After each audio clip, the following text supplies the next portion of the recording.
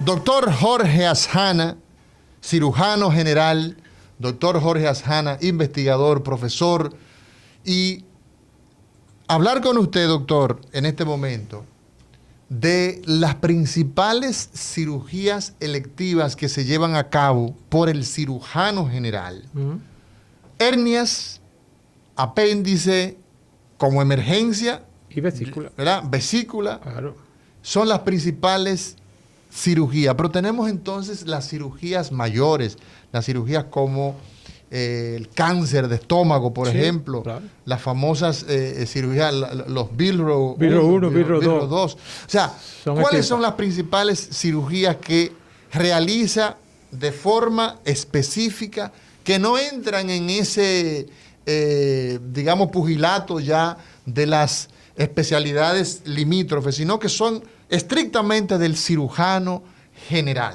Desde el punto de vista de emergencia, como tú planteas, de manera global, el abdomen agudo. Abdomen agudo. ¿Qué es el abdomen agudo? Todo paciente que tiene un dolor abdominal importante, perseverante, que no se mejora, puede estar en un capítulo que se llama el abdomen agudo, que debe ser operado para resolver el problema. Entonces, el abdomen agudo se define como un dolor, sí, ¿verdad?, que no cesa. Que no cede. Que usted... generalmente va increciendo, va en aumento, ¿verdad?, el dolor, y que cada vez deteriora al paciente.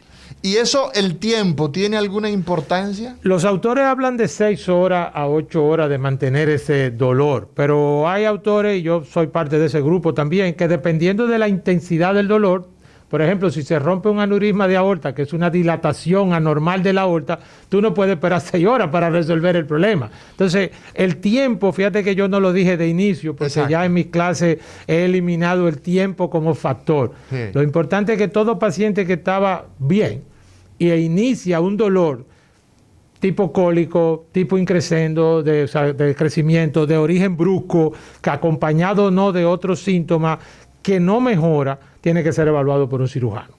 ¿Cuáles son, doctor Jorge Azjana, las principales causas que derivan en un abdomen agudo? La primera, la que tú mencionaste ahorita, la apendicitis aguda. La apendicitis esa es aguda. La más frecuente. El apéndice es este remanente, ¿verdad? Este reducto del intestino que está pegadito ahí al final del intestino delgado, que está pegadito ahí del ciego. ¿Para qué sirve, doctor? Aparte de dar apendicitis. El apéndice se ha situado como un órgano inmunológico que tiene factores de producción defensiva para el cuerpo humano, sí, pero la extirpación del apéndice no significa, aparte de dar apendicitis, no tenemos ninguna otra dificultad. Entonces, la apendicitis aguda es la primera. Esa es la primera y la más frecuente que lleva al cirujano general a intervenir un abdomen agudo. ¿A quién ataca más la apendicitis? ¿A los hombres o a los mujeres? A los hombres, pero ¿a los niños o a los viejos? Mira, ni en los niños y en los viejos se reduce un poco, exacto, sobre todo en los niños pequeñitos y en los muy mayores.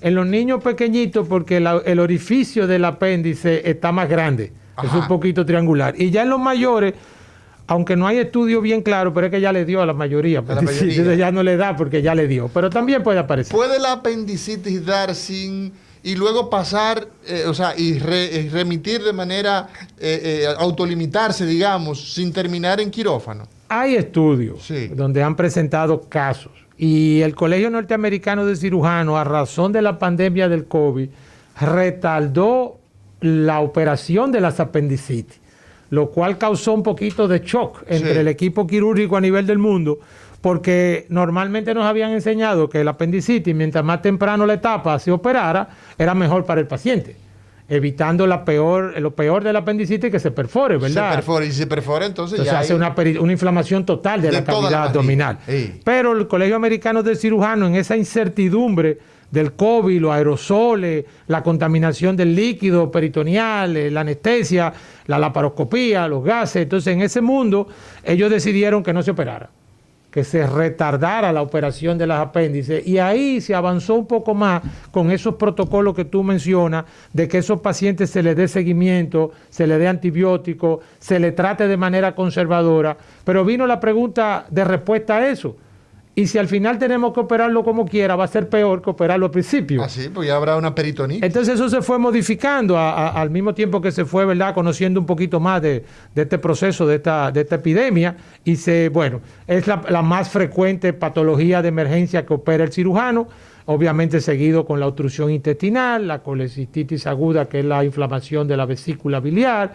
A veces tenemos que operar pacientes. ¿Por qué se obstruye el ser humano? ¿Por qué se tapa el tubo digestivo? ¿Cuáles son las principales razones? Las principales razones van a depender si es el intestino delgado o el intestino grueso. Okay, pero en términos generales están las hernias inguinales, el anillo herniario puede producir la obstrucción. O sea, tener una hernia puede ser causa de obstrucción intestinal. O sea, la asa se mete en el orificio, en el defecto, y entonces bloquea el paso. Claro que sí. Entonces, y eso termina entonces en cirugía. Termina en cirugía por los dos lados, por la obstrucción y por la hernia. Por las dos partes. Pero entra por emergencia. Por eso los pacientes que tienen hernia, que es la patología que más operamos electiva, las hernias de la pared, inguinales, umbilicales, todos los tipos de hernias de la pared abdominal, del abdomen, de la barriga. Exacto, porque las de atrás la opera el doctor Amaury García, ¿verdad? La de la discal. Exactamente. Pero atrás tenemos también de la que operan los cirujanos.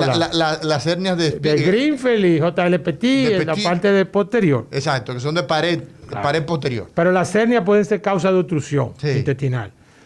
Hay también lo que llamamos bridas o adherencias. ¿Qué son las bridas y las adherencias? Son manera en la que se pega el intestino y se acoda. Hay bandas de tejido que van a alar el intestino. ¿Y por qué se da eso, doctor?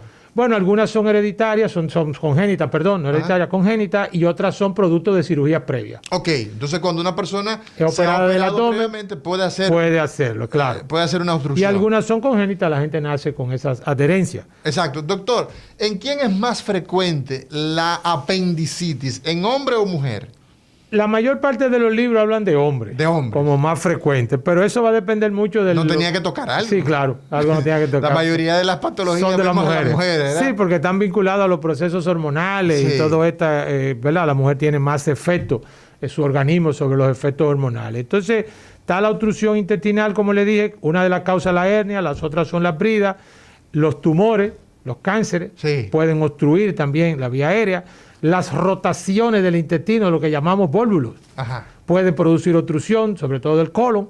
Y hay una patología que se ve en niños y también se ve en adultos, que es que un segmento del intestino entra dentro del otro. La famosa invaginación o intussusección, que son también causa de obstrucción. Doctor, en el caso de la mujer, abdomen agudo en una mujer, o sea, ese dolor de barriga que no se quita, que te mantiene paralizado, pero en el caso de la mujer, ¿en qué debemos pensar?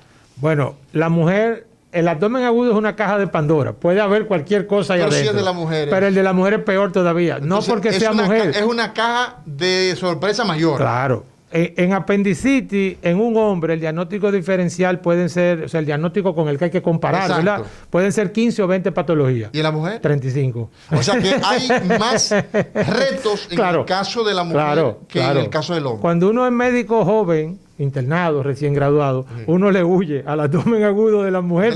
Porque hay mucha... Claro, en un varón, dolor en fosa ilíaca derecha, 20, 25 años, es apendicitis hasta que se demuestre lo contrario. En una mujer hay que evaluar el ovario, la trompa de falopio, el embarazo, la fecha de última menstruación, el ligamento ancho, lo quiste. Entonces, oye, hay que agregar una serie de patologías que a veces uno acabado de graduar no maneja todavía. Y no olvidemos, porque aunque lo manejan los ginecólogos, a veces entra al quirófano como un sangrado, el embarazo ectópico. El embarazo ectópico, que se trata de la concepción se dio en el lugar equivocado. La concepción se da en la trompa, pero se queda en la trompa, o sale a la cavidad. Sale a la cavidad. Claro. Y entonces eso es un problema. Claro, porque la trompa no está, la trompa de falopio, la trompa uterina, no está preparada para albergar ese huevo fecundado durante 9 meses.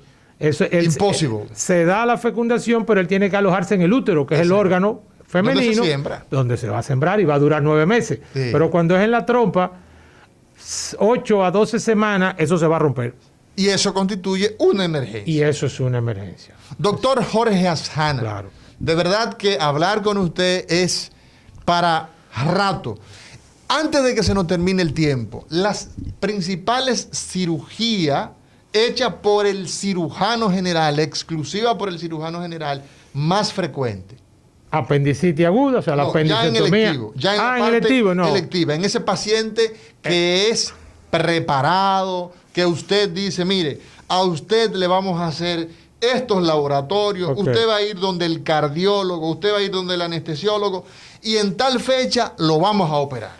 Hernias inguinales, hernias umbilicales, son los más frecuentes. Hernias incisionales, que son las ¿Cuáles hernias son esas? Después de cirugía de abdomen, si sale hay una debilidad en el proceso de la pared abdominal después de la cirugía. Una cesárea, por ejemplo, hecha y luego le sale entonces una hernia, se llama hernia incisional. A esas le llamamos incisionales. ¿Y las que están alrededor del ombligo? El muchachito que nace como una tetera.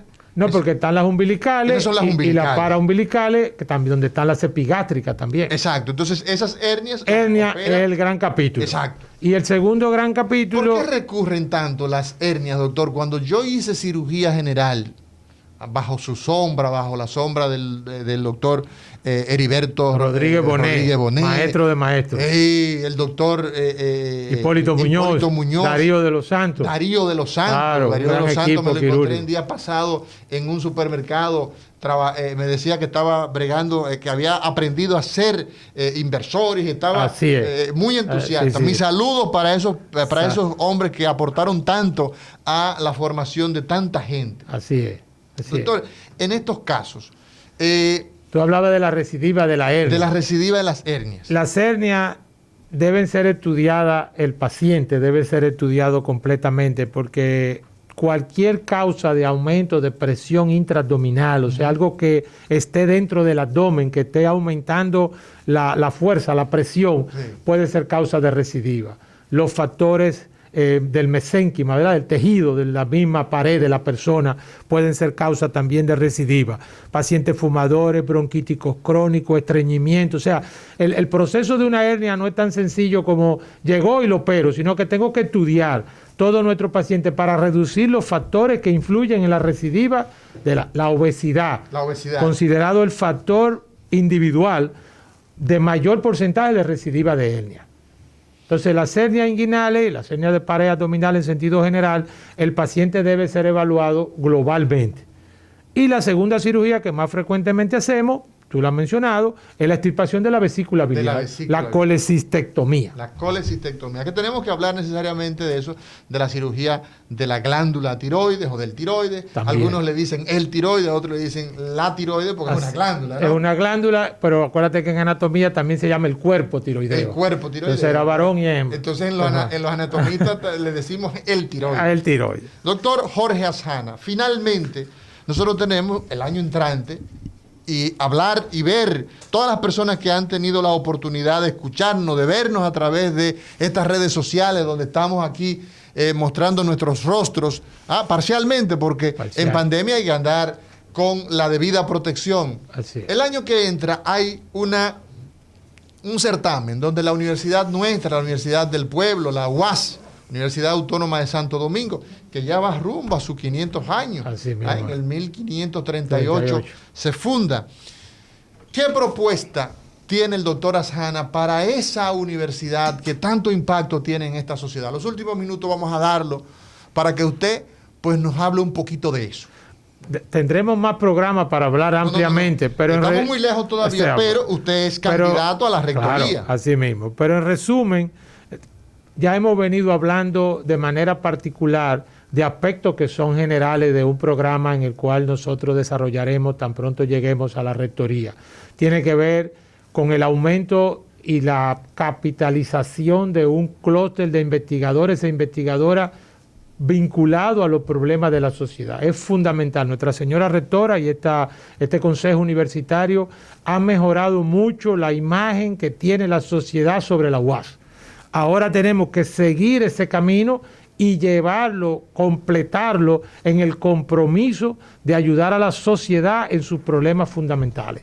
Eso solamente se puede lograr a través de la educación, de la investigación. Y eso es un eje. La Vicerrectoría de Extensión se relaciona investigando los problemas de la sociedad la Vicerrectoría de Investigación y Posgrado, a través de nuestros institutos y nuestros programas de maestría y doctorado, realizan las investigaciones, y todo esto es llevado a las aulas como un conocimiento nuevo y regresado a la sociedad para resolverle los problemas. La Universidad Autónoma de Santo Domingo tiene y seguirá teniendo un compromiso con la sociedad dominicana. Doctor Jorge Asjana, gracias por estar con nosotros en este recetario. A todos ustedes, amigos, que nos han acompañado, muchas gracias, y será mañana otra entrega del recetario, doctor Guerrero Heredia.